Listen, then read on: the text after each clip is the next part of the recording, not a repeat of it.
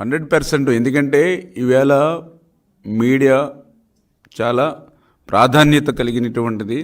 ఏదైతే ప్రభుత్వం అందించేటువంటి సంక్షేమ అభివృద్ధి కార్యక్రమాలు ప్రజలకు చేరవేయడంలో కానీ, అదేవిధంగా ఏదైతే ప్రజల దగ్గర ఉండేటువంటి సమస్యలు ఏవైతే ఉన్నాయో ఆ ప్రభుత్వానికి చేరవేయడంలో మీడియా పాత్ర అనేది చాలా స్పష్టంగా మరి 4th ఎస్టేట్గా రాజ్యాంగంలో పేర్కొన్నాం. కానీ దురదృష్టవశాత్తు ఈవేళ సాక్షిని ఒక మీడియాలో భాగంగా మనం చూడవలసినటువంటి అవసరం లేదు. దీన్ని కూడా మనం ప్రజలకి ఎడ్యుకేట్ చేయాలి. ఎందుకంటే ఒక సిగరెట్ ప్యాకెట్ మీద మనకు ఉంటుంది పొగ తాగడం హానికరం అని. అదేవిధంగా సాక్షి పత్రిక చదవడం కూడా హానికరం, సాక్షి ఛానల్ చూస్తే ఆరోగ్యానికి హానికరం అనేటువంటి విధంగా ప్రజల్ని ఎడ్యుకేట్ చేయవలసిన అవసరం ఉంది. ఎందుకు ఈ మాట చెప్తూ ఉన్నాను అంటే, ఏదైతే ఈరోజు ప్రజల తిరస్కారానికి గురైనటువంటి వైఎస్ఆర్సీపీ మంత్రులు వాళ్ళు ఆ రోజు ఏ రకంగా మాట్లాడారో చూసాం. జగన్మోహన్ రెడ్డి ఓడిపోతే చంద్రబాబు నాయుడు బూట్లు తుడుస్తామని ఒకటి చెప్పాడు. జగన్మోహన్ రెడ్డి ఓడిపోతే మీసం తీసుకుంటానని ఒక మంత్రి చెప్పాడు. జగన్మోహన్ రెడ్డి ఓడిపోతే రాజకీయాల నుండి శాశ్వతంగా తప్పుకుంటానని ఒక మంత్రి చెప్పాడు. వాళ్ళు చెప్పినటువంటి మాటలన్నీ మన వీడియోలో ఉన్నాయి.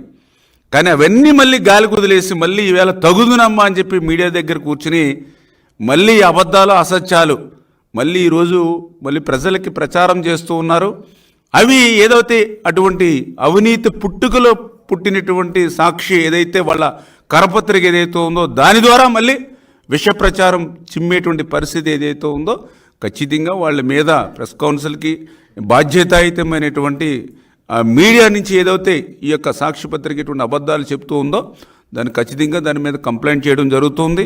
తగినటువంటి చర్యలు కూడా తీసుకోకపోతే ఇది ప్రజాస్వామ్యానికే విఘాతం కలిగించేటువంటి అంశం. కాబట్టి ఖచ్చితంగా ప్రజలు ఇచ్చేటువంటి తీర్పుని గౌరవించేటువంటి విధంగా ప్రజాస్వామ్యాన్ని రక్షించుకునేటువంటి విధంగా భవిష్యత్తులో కూడా ఇటువంటి తప్పుడు రాతలు తప్పుడు మాట్లాడేటువంటి మాటలు ఏవైతే ఉన్నాయో అటువంటివి ఏదైతే మీడియా ప్రచారం చేస్తుందో దాని మీద కూడా చట్టపరంగా తగినటువంటి చర్యలు. ఎందుకంటే గత ప్రభుత్వం మాదిరిగా హెరాస్మెంట్ అనేది ఉండదు. మా ప్రభుత్వంలో పనిష్మెంట్ మాత్రం ఖచ్చితంగా ఉంటుంది.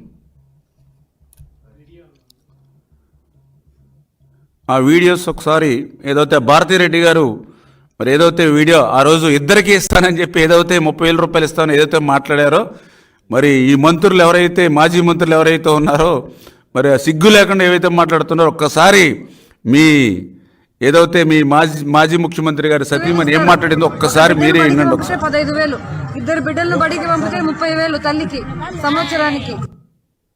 రిపీట్ చేయమా మళ్ళీ. పిల్లలను బడికి పంపితే తల్లికి 15,000 ఇస్తారు. ఒక బిడ్డను బడికి పంపితే 15,000, ఇద్దరు బిడ్డలను బడికి పంపితే 30,000 తల్లికి సంవత్సరానికి. చూడండి చాలా క్లియర్గా నిన్నేదో ప్రజల తిరస్కారానికి గురైనటువంటి నాని లేకపోతే అమ్మటి వీళ్ళు మాట్లాడుతూ ఉన్నారు వీడియోలు పెట్టి. ఆవిడ భారతిరెడ్డి గారా అవునా కాదా, లేకపోతే ఆ మాటలు ఆవిడ మాట్లాడినట్టు మాటలా కాదా, ఈవేళ వాళ్ళు దానికి సమాధానం చెప్పమనండి.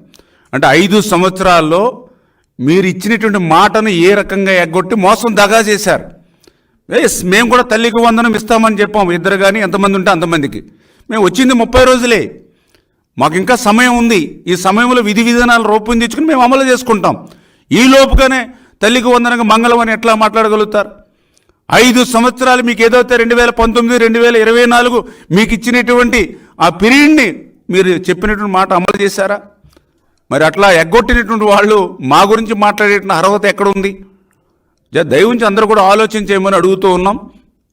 అదేవిధంగా మరి ఏదైతే మాటను ఏ రకంగా అయితే నిలుపుకున్నామో మరి ఆ మాట గురించి కూడా వాళ్ళు కూడా, ఎందుకంటే నిన్న సాక్షి టీవీలో కానీ వాళ్ళ బులుగు మీడియాలో కానీ వాళ్ళ సోషల్ మీడియాలో కానీ ఏదైతే మేము ఆ రోజు మాట ఇచ్చి మాట నిలుపుకోలేదని నిన్న తల్లికి వందనం మీద దుష్ప్రచారం చేశారు. మరి అదేవిధంగా పెన్షన్కి సంబంధించి మేము ప్రచారంలో ఆ రోజు చెప్పాను నేను, రేపు అధికారంలోకి వచ్చిన తర్వాత ఏదైతే 4,000 పింఛను పెంచడమే కాకుండా 7,000 రూపాయలు చేసి మీ ఇంటికి అందజేస్తామని ఆ రోజు నేను ఎన్నికల ప్రచారంలో చెప్పాను. ఎన్నికల ప్రచారంలో చెప్పినట్టుగానే అధికారంలోకి వచ్చాక వాళ్ళ ఇంటికి పట్టుకెళ్ళి 7,000 రూపాయలు అందజేస్తాం. అంటే ఒకసారి మన దగ్గర వీడియో ఉంటే ఉందమ్మా ప్లే చేయండి.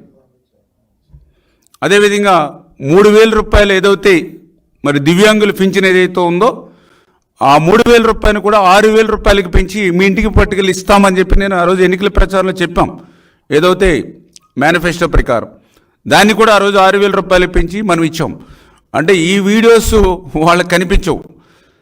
వాళ్ళు ఏదైతే ఇంకా అమల్లోకి రాకపోయినా, విధి విధానాలు రాకపోయినా వాటి గురించి మాట్లాడతారు. కానీ ఏదైతే ఈ 30 రోజుల్లోనే ఖజానా ఖాళీగా ఉన్నా, అప్పుల్లో ఉన్నా, మేం చేసినటువంటి పనులు ఏవైతే ఉన్నాయో అవి గురించి మాట్లాడడానికి వీళ్ళు ఎవరు కూడా ముందుకు రారు.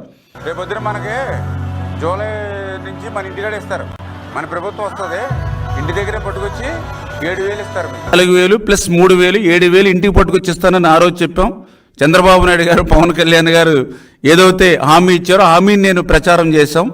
దాని ప్రకారం అధికారంలోకి వచ్చిన తర్వాత ఆ 7,000 రూపాయలు ఇంటికి పట్టుకెళ్ళిచ్చి మళ్ళీ అవి కూడా వాళ్ళు కాళ్ళు కడిగి గౌరవంగా, ఎందుకంటే మేము ఆ ఇచ్చేటువంటిది కూడా ఏదో సాయంగా కాకుండా అది మా బాధ్యతగా మేము ఆ రోజు వాళ్ళ ఇంటికి అందజేస్తాం.